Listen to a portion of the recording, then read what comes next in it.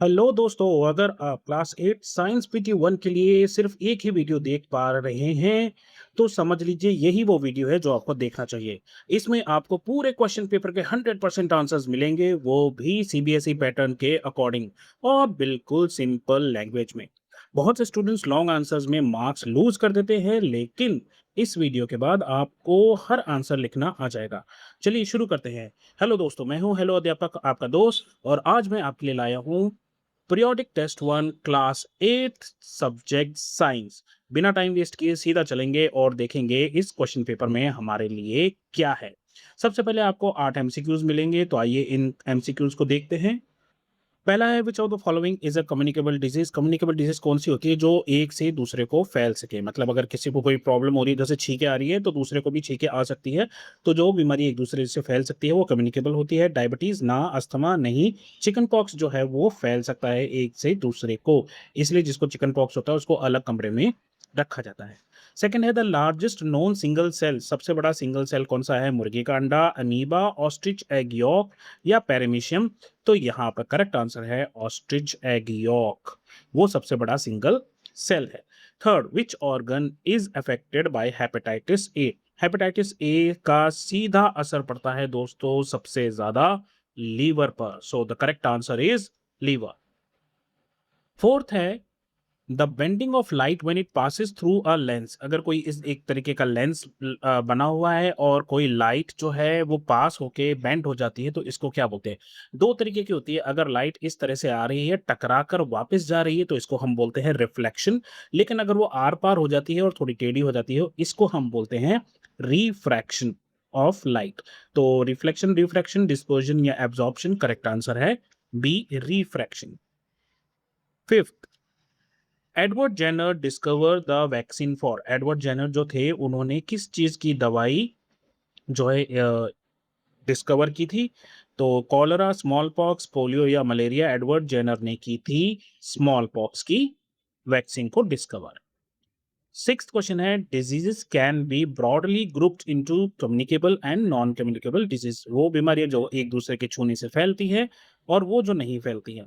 From the options given below identify the non communicable disease. हमें यहाँ बताना है कि नॉन कम्युनिकेबल कौन कौन सी है जो छूने से फैलती नहीं है।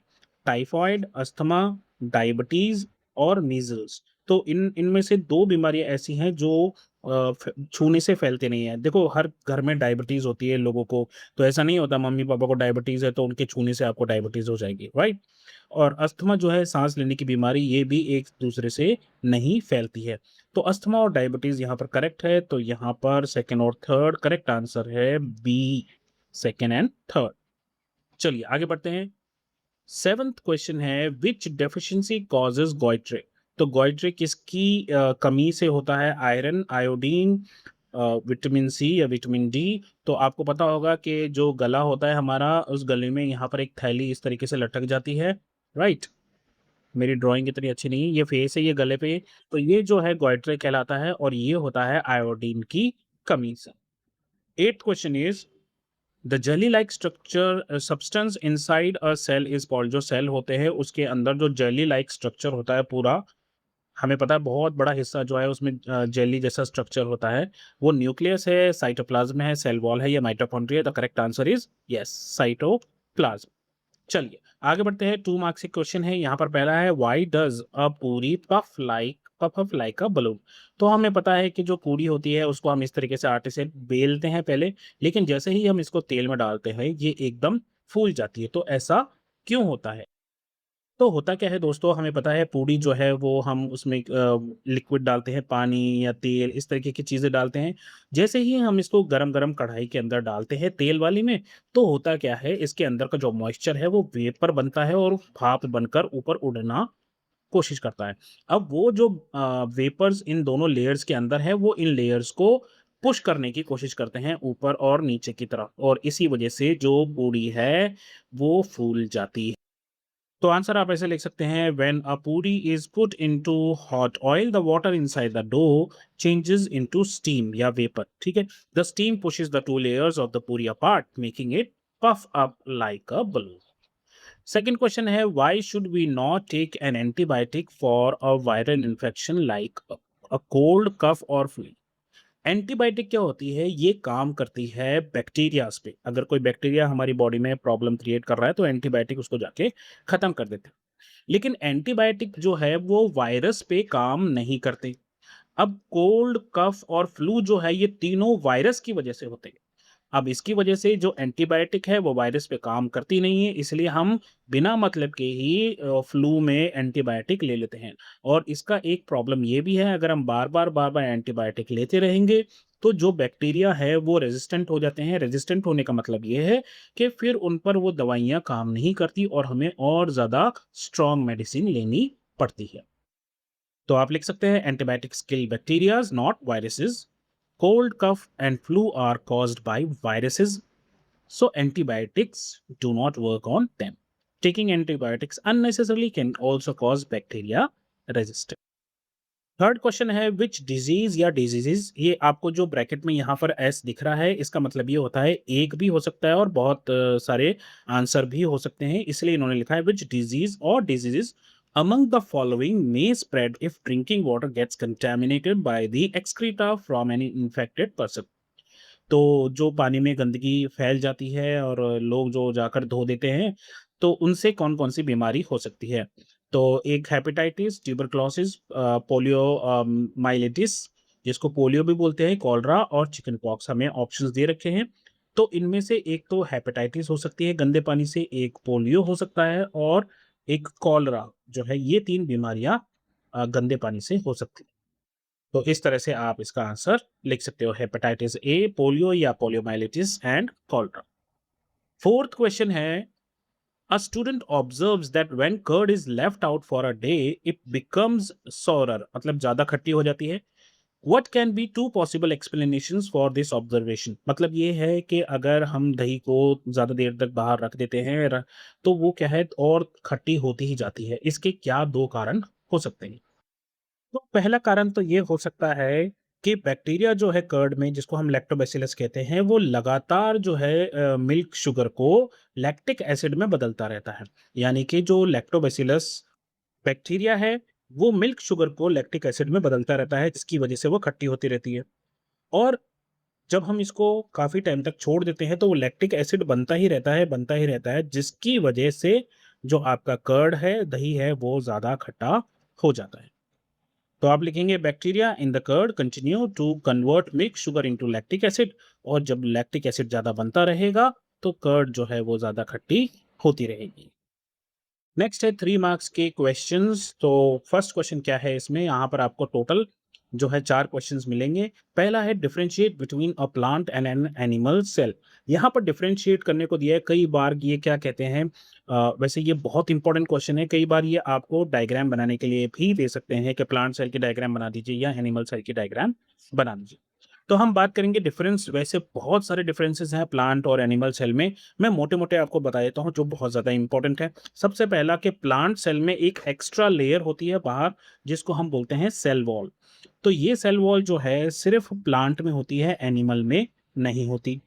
दूसरा, हमें पता है कि प्लांट अपना फूड खुद बनाते हैं, तो उनमें ग्रीन पिगमेंट होता है जिसको हम क्लोरोप्लास्ट बोलते हैं। तो ये क्लोरोप्लास्ट सिर्फ प्लांट्स में होता है, एनिमल्स में नहीं होता है। इसके अलावा जो प्लांट सेल होते हैं उसमें बहुत बड़ा वैक्यूल होता है। वैक्यूल क्या है? एक खाली सी जगह। ये एनिमल सेल में बहुत ही छोटे होते हैं। तो आप आंसर लिख सकते हो कि प्लांट सेल में जो है सेल वॉल है, क्लोरोप्लास्ट है और वैक्यूल जो है वो बहुत बड़े हैं। एनिमल सेल में आप कहेंगे सेल वॉल नहीं है, क्लोरोप्लास्ट नहीं है और वैक्यूल्स काफी छोटे होते हैं। सेकंड क्वेश्चन है microorganisms are too small to be seen by the naked eye yet they are essential to our lifes. हमें पता है कि जो माइक्रो ऑर्गेनिजम्स होते हैं वो बहुत छोटे होते हैं, इतने छोटे कि हम उनको अपनी आंखों से देख नहीं सकते। उनको देखने के लिए हमें माइक्रोस्कोप की जरूरत पड़ती है, लेकिन उसके बावजूद वो हमारी जिंदगी में बहुत इंपॉर्टेंस रखते हैं। तो इस स्टेटमेंट के बेस पे आपको बताना है दो यूजफुल एप्लीकेशन माइक्रोब्स की और दो हार्मफुल इफेक्ट्स जो उनके हो सकते हैं। तो पहले अगर हम यूजेस की बात करें तो जैसे मैंने अभी आपको ऊपर एक एग्जांपल दी कि दही बनाने में लैक्टोबैसिलस होता है, तो वो क्या है? वो माइक्रोब ही है। तो दही बनाने के लिए माइक्रोब का इस्तेमाल होता है, ब्रेड बनाने के लिए यीस्ट का इस्तेमाल होता है, चीज़ बनाने के लिए इस्तेमाल होता है। तो फूड इंडस्ट्री में कई सारे माइक्रोब्स जो है हमारी चीज़ों को बनाने में हेल्प करते हैं। इसके अलावा हमें नुकसान भी पहुँचाते हैं। ये कई तरह की बीमारियाँ क्रिएट करते हैं, जैसे कॉलरा हो गया या ट्यूबरक्लोसिस टीबी हो गया लोगों को। इसके अलावा ये खाने को खराब भी कर देते हैं। अगर हम खाने को गर्मी में रख देते हैं तो वो खराब क्यों होता है? क्योंकि उसमें माइक्रोब्स पैदा हो जाते हैं। तो आप आंसर्स लिख सकते हैं, यूजेस क्या है? They are used to make curd, bread and cheese, और ये हमें जो है मेडिसिन बनाने में भी काम आता है। अच्छा, मैं सेकंड आपको बताना भूल गया। एनीवे, तो ये मेडिसिन जो है बनाने में काम आते हैं, एंटीबायोटिक्स बनाने में काम आती है माइक्रोब्स। और हार्मफुल इफेक्ट की अगर हम बात करें तो कॉलरा और ट्यूबरक्लोसिस और खाने को खराब भी ये करते हैं। चलिए आगे बढ़ेंगे क्वेश्चन नंबर 3 की तरफ। Identify the following micro organisms. यहाँ पर आपको कुछ हिंट दे रखे हैं, आपको बताना है कौन सा माइक्रो ऑर्गेनिज्म। पहला है, I live in every kind of environment, किसी भी तरह के एनवायरनमेंट में रह सकता हूँ, and inside your gut also, मतलब आपके शरीर के अंदर भी रह सकता हूँ। तो हमारे शरीर के अंदर गुड बैक्टीरियाज भी रहते हैं, और तो इसका मतलब है कि किसी भी कंडीशन में रहने वाला और हमारे शरीर के अंदर रहने वाली चीज होगी बैक्टीरिया। तो इसका आंसर होगा बैक्टीरिया। सेकंड है, I make bread and cake soft and fluffy, तो वो मैंने अभी आपको ऊपर बता ही दिया, उसको हम बोलते हैं यीस्ट, YEAST। थर्ड है, I live in the roots of pulse crops and provide nutrients for their growth. तो जो हमारी दालें होती हैं, दालों की जो क्रॉप होती है, उनकी जो रूट्स होती हैं, उन रूट नोड्यूल्स में रहता है एक बैक्टीरिया, एक माइक्रो ऑर्गेनिज्म जिसको बोलते हैं राइजोबियम। तो यहाँ पर आप बोलेंगे इसका आंसर है राइजोबियम। राइजोबियम का काम होता है नाइट्रोजन फिक्सेशन का। कुछ प्लांट्स क्या होते हैं, वो डायरेक्ट जो है ना एयर में जो मौजूद है नाइट्रोजन, उसको सही तरीके से यूज नहीं कर पाते। तो ये जो राइजोबियम है, ये बैक्टीरिया, ये उस नाइट्रोजन को इस फॉर्म में कन्वर्ट कर देता है ताकि जो प्लांट्स है उसको आसानी से इस्तेमाल कर सके। पहले का आंसर बैक्टीरिया, दूसरे का आंसर यीस्ट, और तीसरे का आंसर राइजोबियम। Fourth question है, a farmer was planting wheat crops in his field. He added nitrogen-rich fertilizer to the soil to get a good yield of crops. In the neighboring field, another farmer was growing bean crops, but she preferred not to add nitrogen fertilizers to get healthy crops. Why? अब दो तरह के किसान हैं, एक ने उगाई है व्हीट की क्रॉप और दूसरे ने उगाई है ये उगाया है क्या, बीन्स की क्रॉप। तो एक ने नाइट्रोजन रिच फर्टिलाइजर डाला है ताकि उसकी क्रॉप अच्छी हो सके, दूसरे ने नाइट्रोजन फर्टिलाइजर नहीं डाला है ताकि उसकी क्रॉप्स हेल्दी हो सके। ऐसा क्यों? अब देखिए, जब भी अभी हमने ऊपर बात की थी राइजोबियम बैक्टीरिया की, राइजोबियम बैक्टीरिया क्या रूट नोड्यूल्स में रहता है, और बीन्स जो है ये पल्सेस की कैटेगरी में ही आती है। तो बीन्स प्लांट्स जो होते हैं उनके रूट नोड्यूल्स में रहते हैं राइजोबियम बैक्टीरिया। अब ये बैक्टीरिया क्या करते हैं, जैसे मैंने अभी आपको कहा, ये ऑलरेडी जो नाइट्रोजन होती है एयर में उसको फिक्स करते हैं, और प्लांट जो है वो एयर में से नाइट्रोजन जो फिक्स की है उस नाइट्रोजन को इस्तेमाल कर लेते हैं। इसलिए बीन की जो क्रॉप है उसको एक्स्ट्रा नाइट्रोजन रिच फर्टिलाइजर की ज़रूरत नहीं पड़ती, लेकिन व्हीट के केस में ऐसा नहीं है, उसको नाइट्रोजन की ज़रूरत होती है। उसके रूट नोड्यूल्स में राइजोबियम बैक्टीरिया नहीं रहता, इसलिए उसको एक्स्ट्रा की ज़रूरत पड़ती है और उसको डिपेंडेंट होना पड़ता है फर्टिलाइजर्स पे। तो आंसर लिखेंगे, bean plants have rhizobium bacteria in their root nodules. These bacteria fix nitrogen from the air and make it available to the plants. Therefore, bean crops do not need extra nitrogen fertilizer. चलिए अब बात करेंगे long answer questions की। यहाँ पर आपको 3 questions मिलेंगे। पहला क्वेश्चन है, your family is planning to travel to another city where malaria is prevalent. तो एक ऐसी सिटी में जाने की आप प्लानिंग कर रहे हो, आप ट्रैवल कर रहे हो जहां पर मलेरिया बहुत ज्यादा फैला हुआ है। What precaution should you take before, during and after the trip. आप मतलब जाने से पहले, जाने के बाद और वहां से आने के बाद आप क्या प्रिकॉशंस लोगे? How can you explain the importance of mosquito nets है और रिपेलेंट्स टू योर सिबलिंग। अपने भाई बहनों को कैसे बताओगे कि मॉस्किटो नेट और रेपेलेंट्स जो है वो ज़रूरी क्यों है? And what could happen if travellers ignore health advisories in such areas. अगर हम सरकार की बातें या एडवाइजरी, जो हेल्थ एडवाइजरी उन्होंने दे रखी है, एडवाइस दे रखी है, उसको निगलेक्ट करेंगे तो क्या होगा? तो सबसे पहले बात करते हैं हम कि हम क्या प्रिकॉशंस लेंगे। तो प्रिकॉशंस क्या होंगे? हमें मॉस्किटो नेट्स में सोना चाहिए, हमें मॉस्किटो रेपेलेंट्स का इस्तेमाल करना चाहिए। मॉस्किटो रेपेलेंट्स क्या आती है? वो जो ओडोमॉस जैसी क्रीम्स आती हैं ना, जिनको अपन लगा लेते हैं बॉडी पे, वो। फुल स्लीव क्लोथ्स पहनने चाहिए, है ना? ऐसा नहीं होना चाहिए कि मैं तो कुछ भी पहन के सो जाऊँगा। Do not allow water to collect around the house, और अगर घर के पास कोई खड्डे-वड्डे हैं तो उन खड्डे में पानी नहीं भरने देना चाहिए। सपोज़ करो उन गड्ढों में अगर पानी भर भी गया है तो आप क्या कर सकते हो?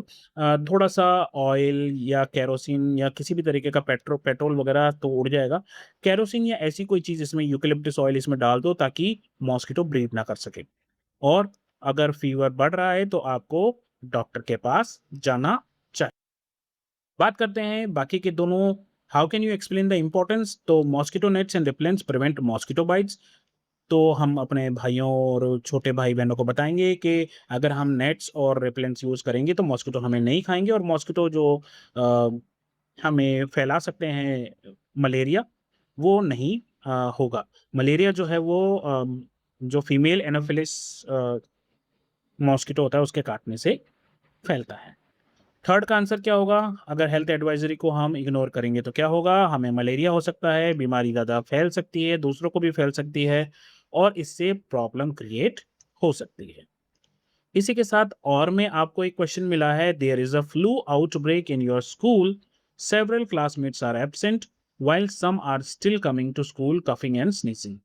तो स्कूल के मतलब सिटी में फ्लू फैल गया है, स्कूल में फ्लू के बहुत सारे केसेस हमें दिखाई देने, कई क्लासमेट्स एब्सेंट हैं, कुछ जो आ रहे हैं वो भी कफ और स्नीज़ दोनों कर रहे हैं।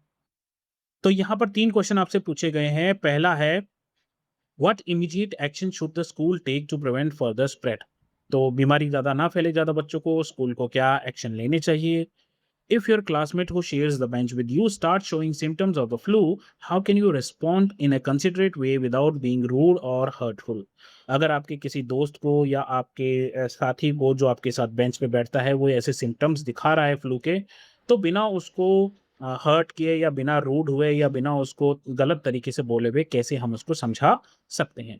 थर्ड है, how can you protect yourself and others from getting infected in this situation? तो आप अपने आप को और दूसरों को किस तरीके से बचा सकते हैं।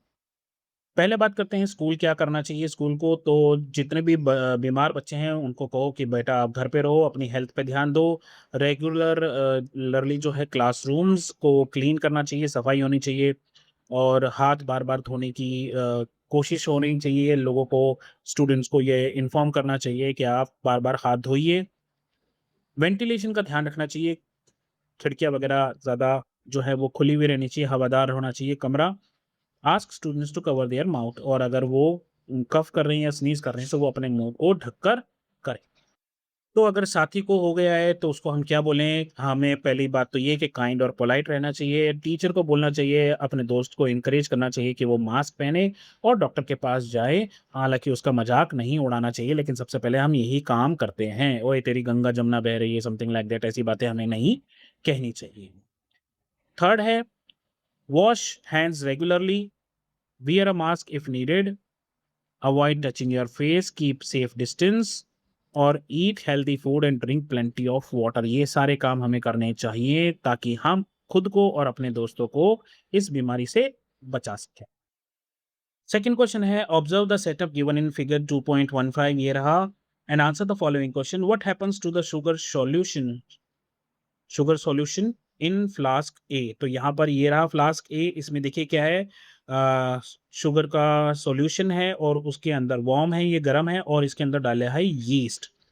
तो क्या होगा इसमें? सबसे पहले तो यीस्ट जो है वो शुगर को बदल देगी और प्रोड्यूस करेगी वहां पर अल्कोहल, और एक गैस निकलेगी जिसको हम कार्बन डाइऑक्साइड बोलते हैं। नेक्स्ट है, what do you observe in test tube B after 4 hours? 4 घंटे बाद आप इसमें क्या होगा? अब यहाँ देखिए लाइम वाटर रखा हुआ है, तो हमने देखा यहाँ पर क्या बन रहा है, एक तो बन रही है अल्कोहल, और अल्कोहल के अलावा कार्बन डाइऑक्साइड। ये कार्बन डाइऑक्साइड यहाँ से पास होते हुए पहुंच जाएगी यहाँ। हमने पढ़ रखा है कि कार्बन डाइऑक्साइड जो है वो लाइम वाटर को मिल्की कर देती है ना? तो जैसे ही लाइम वाटर के पास वो गैस पहुंचेगी, वो लाइम वाटर से रिएक्ट करेगी और इस पूरे लिक्विड को मिल्की कर देगी, दूधिया जैसा, सफ़ेद जैसा कर देगी। थर्ड है, what would happen if yeast was not added in flask A? तो अगर यीस्ट नहीं डाली जाएगी तो फर्मेंटेशन नहीं होगी, फर्मेंटेशन नहीं होगी तो जो शुगर सॉल्यूशन है वो वहाँ पर अल्कोहल प्रोड्यूस नहीं होगी, इसके साथ कार्बन डाइऑक्साइड प्रोड्यूस नहीं होगी, और अगर कार्बन डाइऑक्साइड प्रोड्यूस नहीं होगी तो वो यहाँ जाएगी नहीं, वो यहाँ जाएगी नहीं, तो लाइम वाटर जो है वो जैसा था वैसा ही रहेगा, वो मिल्की यानी कि उसका रंग नहीं बदलेगा। तो इस तरीके से आप लिख सकते हैं आंसर। पहले का लिख देंगे, yeast ferments sugar solution and produces alcohol and carbon dioxide. दूसरा क्या है, लाइम वाटर जो है मिल्की हो जाएगा, क्यों? क्योंकि कार्बन डाइऑक्साइड जो है वो रिएक्ट करेगी लाइम वाटर के साथ। तीसरा क्या है, अगर वहां पर यीस्ट नहीं होगा तो कोई फर्मेंटेशन नहीं होगी, कार्बन डाइऑक्साइड नहीं होगा, अल्कोहल नहीं होगी, और लाइम वाटर क्लियर ही रहेगा। Question 3 है, the following table contains information about the number of dengue cases reported in a hospital over a period of 1 year। तो यहाँ पर जनवरी में 10 केसेस थे, फेब में 12, मार्च में 15, अप्रैल में 18 केसेस, मई में 22, जून में थोड़ा बढ़ गए थे 40 केसेस, राइट। और ये बारिश के मौसम में बढ़ेंगे क्योंकि ये डेंगू जो है ये फैलता है मच्छरों के काटने से। जुलाई में 65 हो गए, अगस्त 65, सितंबर 65, देखो ये सारे मंथ्स में बहुत ज़्यादा है, क्यों? क्योंकि ये हमारे देश में जो है दिस इज़ रेनी सीज़न और इस वक़्त डेंगू फैलने का खतरा ज़्यादा होता है क्योंकि मॉस्किटो आसानी से ब्रीड हो पाते हैं। अक्टूबर, नवंबर 30 ईच और दिसंबर में 20 हो गए। तो पहला क्वेश्चन है, in which 3 months were the dengue cases highest? तो डेंगू जो है वो सबसे ज़्यादा इन 65 यानी कि जुलाई, अगस्त और सितंबर में हुआ है। Second is, in which months were the cases lowest? तो सबसे कम सर्दी के मौसम में होंगे, सर्दी होती है जनवरी में 10 केसेस, तो सबसे कम हो गया जैन में। थर्ड है, व्हाट नेचुरल और environmental factors during the peak months might contribute to the increase in dengue cases? तो रेन वाटर जो है वो खड्डों में इकट्ठा होना, उसके अलावा जो वो वेदर होता है, गर्मी भी होती है, बारिश भी होती है, पानी तो वार्म और ह्यूमिड वेदर उनको मिलता है। इसके अलावा जो कहीं पर भी जगह-जगह पर इकट्ठा होता है पानी, उस पानी की वजह से आसानी से मच्छर पैदा होते हैं। फोर्थ है, suggest a few preventive steps that the community और government should take before the peak season to reduce the spread of dengue. तो हम सरकार को और हम लोगों को, कम्युनिटी को क्या करना चाहिए ताकि इस प्रॉब्लम से बचा जा सके? तो इस से बचने के लिए हम क्या कर सकते हैं? पहला तो हम ये करें कि जो स्टैग्नेंट वाटर है उसको हटा दें, कहीं पर इकट्ठा हुआ पानी।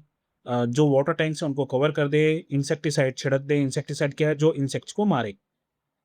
कीप सराउंडिंग क्लीन, अवेयरनेस फैलाएँ, आस-पास के लोगों को बताएँ और मॉस्किटो नेट्स और रेपेलेंट का इस्तेमाल करें।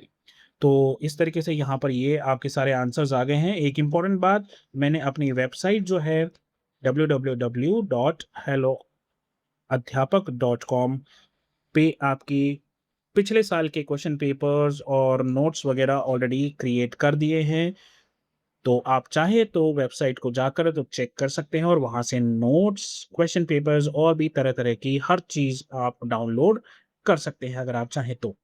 तो अभी के लिए बस इतना ही, अगले वीडियो में फिर मिलेंगे किसी नए क्वेश्चन पेपर के साथ। तो अपना ध्यान रखें, मम्मी-पापा का कहना मानें और जब भी कोई प्रॉब्लम हो तो नॉक कीजिए और बोलिए, हेलो अध्यापक, take care, bye bye, have fun, all the very best.